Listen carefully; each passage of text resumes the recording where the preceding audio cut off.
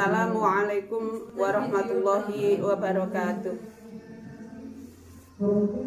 Hamdan wa syukran lillah, amma ba'd. Ibu-ibu anggota Dharma Wanita Persatuan Kantor Kementerian Agama Kabupaten Blitar yang dirahmati Allah. Pada kesempatan kali ini saya mengajak kita semua untuk belajar bersama-sama tentang menjaga lisan dalam pergaulan.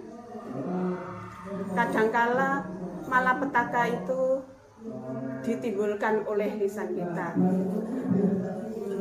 Ucapan kita ataupun mulut kita yang blak-blakan dalam berbicara bisa membuat kita menjadi bertengkar, bisa membuat muka menjadi hancur, ataupun bisa menjadikan keluarga sebagai taruhannya.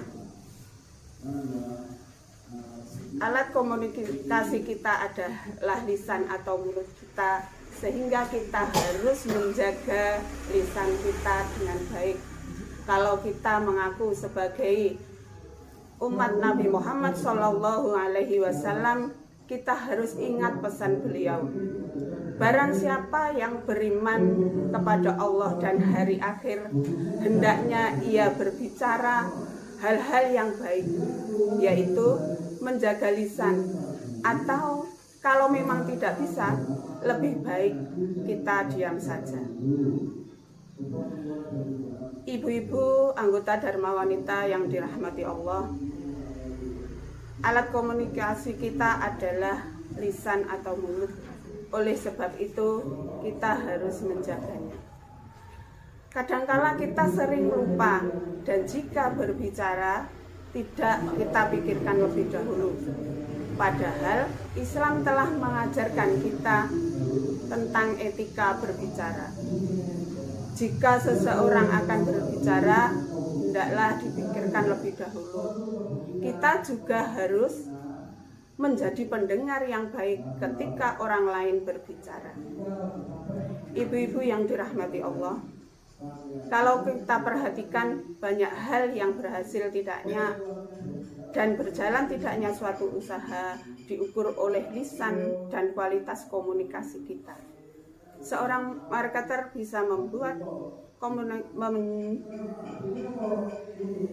seorang marketer bisa mendapatkan nasabah, umumnya ditentukan oleh kualitas komunikasinya. Semakin bagus kualitas komunikasinya, sehingga semakin besar peluang keberhasilannya. Sebaliknya, jika kualitas komunikasi marketer buruk, jangan harap ia akan mendapatkan nasabah. Ibu-ibu yang dirahmati Allah, jika ada orang yang sakit hati karena lisan kita, sungguh kita telah berdosa. Untuk mendapatkan ampunan dosa tersebut, tidak cukup kita hanya memohon ampun kepada Allah, maka kita juga harus meminta maaf kepada yang sudah kita sakiti hatinya. Jangan menganggap hal ini sepele, karena lisan liar bisa membuat kebaikan terbakar. Lisan kotor akan membuat hati menjadi gersang. Kita harus ingat pesan Nabi SAW. Seorang hamba yang beriman hendaknya berkata atau berbicara yang baik-baik saja, dan yang diridhai oleh Allah Subhanahu wa Ta'ala. Karena dengan hal tersebut akan ditinggikan derajatnya dan akan diberikan kemuliaan. Sebaliknya, seorang hamba yang suka berbicara dengan perkataan yang sangat dibenci Allah, maka ia akan mendapatkan balasannya. Terlebih lagi, kalau seseorang telah memiliki kebiasaan bicara yang kurang elok, misalnya berkata kasar, mengumpat, dan lain sebagainya. Perlu diketahui bahwa alam dan segala sesuatu yang ada di dalamnya merespon apa yang diucapkan manusia. Contohnya, ada satu pohon mangga misalnya di depan seseorang, dan seseorang tersebut selalu berkata, karena